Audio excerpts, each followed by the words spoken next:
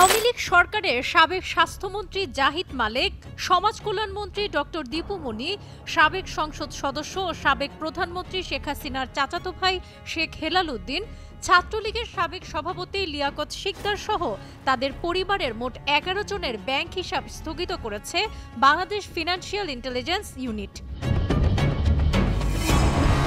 এর বাইরে সেনাবাহিনী থেকে অব্যাহতিপ্রাপ্ত এবং টেলিযোগাযোগ নজরদারির জাতীয় সংস্থা ন্যাশনাল টেলিকমিউনিকেশন মনিটরিং সেন্টারের সাবেক মহাপরিচালক মেজর জেনারেল জিয়াউল আহসানের ব্যাংক হিসাবও স্থগিত করা হয়েছে। একই সঙ্গে এসব ব্যক্তির মালিকানাধীন ব্যবসা প্রতিষ্ঠানের ব্যাংক হিসাবের লেনদেনও স্থগিত করার নির্দেশ দিয়েছে বিএফআইইউ। ব্যাংক হিসাব স্থগিত করার তালিকায় থাকা বাকিরা হলেন জাহিদ মালেকের ছেলে রাহাত মালেক ও মেয়ে সিনথিয়া মালেক, দীপু মনির স্বামী তৌফিক নওয়াজ ও বড় ভাই জে.আর. ওয়াদুদ টিপু, শেখ হেলালের স্ত্রী রূপা চৌধুরী, ছেলে ও সাবেক সংসদ সদস্য শেখ সারহান নাসের তন্ময় এবং লিয়াকত শিকদারের স্ত্রী মাহমুদা আলী শিকদার।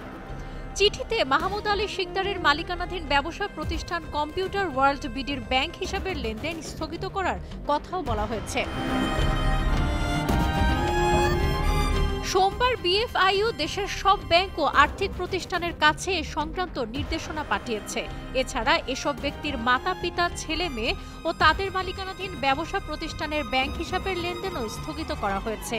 পাশাপাশি তাদের ব্যাংক হিসাবের তথ্য চেয়েছে বিএফআইইউ।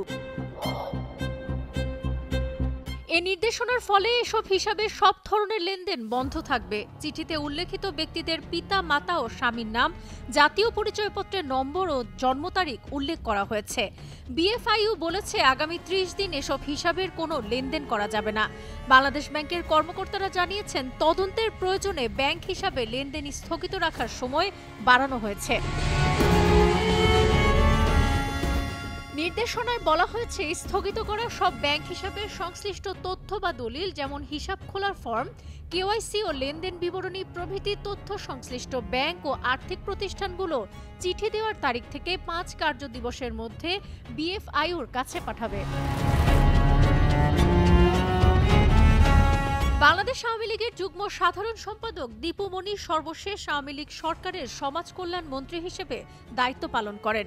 তিনি এর আগে আওয়ামী লীগ সরকারের পররাষ্ট্র ও শিক্ষামন্ত্রী ছিলেন। সাবেক মন্ত্রী দীপু মনিকে সোমবার সন্ধ্যায় রাজধানীর বারিধারা এলাকা থেকে গ্রেপ্তার করার তথ্য জানিয়েছে ঢাকা মহানগর পুলিশের গণমাধ্যম বিভাগ। এছাড়া সাবেক সেনা কর্মকর্তা জিয়াউল আহসান গত বৃহস্পতিবার রাতে ঢাকার খিলক্ষেত থেকে গ্রেপ্তার হন। বর্তমানে তিনি রিমান্ডে রয়েছেন। সাবরিনা কাজী, কালের কণ্ঠ।